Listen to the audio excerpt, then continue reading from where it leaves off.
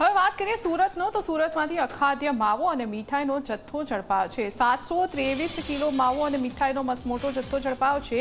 Zone 1 LCB અને Sarthana police સંયુક્ત કાર્યવાહી ભાવેશ વગાસિયા નામના આરોપીને પોલીસે દબોચ્યો છે। આરોપી શ્રી મહાકાલ કેટરર્સ એન્ડ સ્વીટના નામે જથ્થો રાખતો હતો। જપ્ત કરાયેલા મુદ્દામાલની કુલ કિંમત 1,42,500 રૂપિયા હોવાનું સામે આવ્યું છે અને આ સાથે લૂઝ માવો તથા 60 કિલો શ્રી ગ્વાલ સ્વીટનો માવો પણ રાખવામાં આવ્યો હતો।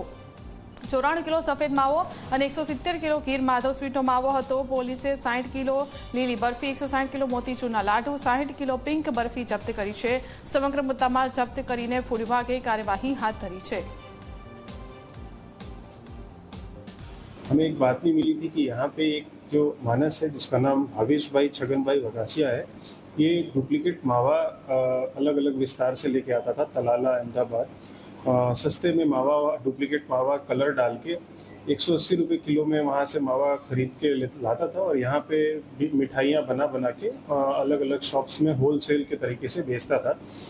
इसमें पुलिस ने वहाँ से टीम के साथ, फूड की टीम के साथ 683 किलो जैसा मुद्दा माल वहाँ से बरामद किया, जो कि डुप्लीकेट मावा से बना हुआ मिठाइयाँ थी। उन मावा की मिठाइयों को टीम ने वहाँ पे अभी नष्ट किया है। टोटल मुद्दा माल जो है वो करीबन 1,40,000 जैसा है और ये धंधा ये पिछले 3 साल से कर रहा था।